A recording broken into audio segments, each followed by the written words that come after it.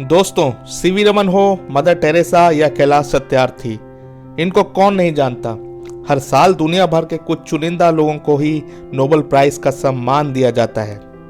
ऐसे सम्मानित लोगों ने देश दुनिया में बहुत अच्छे काम किए हुए होते हैं और दुनिया की भलाई के लिए वो हमेशा तत्पर रहते हैं। लेकिन क्या आपने कभी सोचा है कि नोबेल पुरस्कार के लिए नॉमिनेशन कैसे होता है? क्या आप किसी को नॉमिनेट कर सकते हो?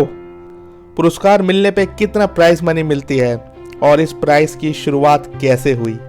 ये सभी क्वेश्चन आज हम डिस्कस करने वाले हैं, तो बने रहिए आखिर तक। क्या पता यह इनाम आपका इंतजार कर रहा हो। नोबेल प्राइज की शुरुआत बेहद दिलचस्प है। ये साइंटिस्ट अल्फ्रेड नोबेल से संबंधित है। इनके नाम पे लगभग 300 पेटेंट हैं, जिनमें से सबसे फेमस है डायनामाइट। जी हाँ, जिसने डायनामाइट बनाया था उसकी ही वसीयत में हर साल physics, chemistry, physiology, medicine, literature और पीस के बाशिंदों को नोबेल प्राइज देने की बात लिखी हुई है। अब आप ये सोच रहे होंगे कि इतना पैसा कौन देता है? ये कोई और नहीं देता, ये उन्हीं की संपत्ति है। उस जमाने में उनकी कुल संपत्ति लगभग 200 मिलियन डॉलर थी, जो आज के रेट में लगभग 176 बिलियन डॉलर की हो चुकी है। तो दोस्तों, पैसे की कोई टेंशन नहीं है। यहाँ तक कि प्राइज के कैंडिडेट्स का सिलेक्शन भी इन्हीं भाई साहब की वसीयत के हिसाब से होता है। तो देखिए, आदमी चाहे तो क्या नहीं कर सकता। मरने के बाद इतने सालों तक भी ये एक अच्छा काम कर रहे हैं। चलिए इस प्राइज के बारे में और जानकारी निकालते हैं। अब इसका नॉमिनेशन प्रोसेस देख लेते हैं। फिजिक्स, केमिस्ट्री, मेडिसिन और इकोनॉमिक साइंस के लिए नॉमिनेशन के इनविटेशन रेस्पेक्टिव स्टैंडिंग कमेटी भेजती है। इसमें लगभग 3000 लोग होते हैं। इसके बाद एक्सपर्ट की सहायता से लिस्ट को फाइनलाइज किया जाता है और वो list standing committee royal Swedish academy of science को भेजती है। एकेडमी के अंदर मेजॉरिटी वोटिंग प्रक्रिया से नोबेल प्राइज विनर को चूज किया जाता है और एकेडमी का डिसीजन फाइनल होता है। तो इसका मतलब ये हुआ कि फिजिक्स, केमिस्ट्री, मेडिसिन और इकोनॉमिक में सेल्फ नॉमिनेशन नहीं हो सकता। लेकिन निराश होने की जरूरत नहीं है दोस्तों, आगे देखते रहिए, क्या पता आगे आपको सेल्फ नॉमिनेशन या किसी और को नॉमिनेट करने वाला कोई गुत्थी मिल जाए।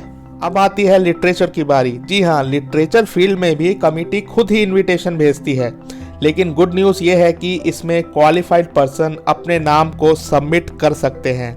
एक बार फिर दोहराता हूँ, क्वालिफाइड पर्सन्स अपने नाम को सबमिट कर सकते हैं।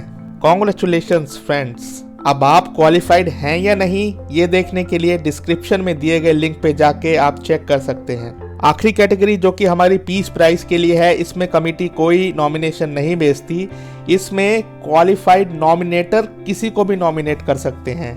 जी हाँ, इससे पहले लिटरेचर फील्ड में था क्वालिफाइड पर्सन्स, अब यहाँ पे आ गया क्वालिफाइड नॉमिनेटर। जी हाँ, कोई एक सेट ऑफ नॉमिनेटर्स हैं जो अगर किसी को फील करते हैं कि ये क्वालिफाइड है पीस प्राइज के लिए, तो उसको नॉमिनेट कर सकते हैं। कौन कौन क्वालिफाइड नॉमिनेटर होता है या हो सकता है, ये भी मिस्टर अल्फ्रेड नोबेल बता के गए थे। इन्होंने कुछ इंस्टीट्यूशंस, कुछ रेप्यूटेड इंस्टीट्यूशंस या कुछ सरकारी संस्थाओं को इसका जिम्मा दिया था। तो आप जल्दी से क्वालिफाइड नॉमिनेटर्स के बारे में पढ़िए, जिसका लिंक मैंने डिस्क्रिप्शन में दिया हुआ है, और आप उन क्वालिफाइड नॉमिनेटर्स को कांटेक्ट कर सकते हैं और उनको ये बता सकते हैं कि आपने या फिर आपके किसी परिचित ने पीस के मामले में बहुत अच्छा काम किया है वर्ल्ड लेवल पे या फिर आपके कंट्री लेवल पे। दोस्तों, नोबेल पुरस्कार एक बहुत ही प्रेस्टिजियस प्राइज है। आप इसको पूरी दुनिया का सबसे पहला पुरस्कार भी कह सकते हैं, हर तरह से, पैसे के मामले में, प्रेस्टीज के मामले में या फिर रेपुटेशन के मामले में। जिनको ये पुरस्कार मिलता है उन लोगों ने लगभग अपना पूरा जीवन अपनी फील्ड में दान किया हुआ होता है। तो मैं आशा करता हूँ आप लोगों को नोबेल पुरस्कार के बारे में ये जानकारी अच्छी लगी होगी। अगर आपका और कोई क्वेश्चन है तो कमेंट बॉक्स में लिखिए, मैं उसका आंसर दूंगा। बाकी इस वीडियो को शेयर कीजिए, लाइक कीजिए और सब्सक्राइब कीजिए हमारे चैनल को, ऐसी ही बेहतरीन जानकारी को पाने के लिए और अपने आप को नोबेल पुरस्कार जिताने के लिए। चलिए दोस्तों, मिलते हैं अगले वीडियो में। तब तक के लिए बाय बाय, शब्बा खैर, जय हिंद।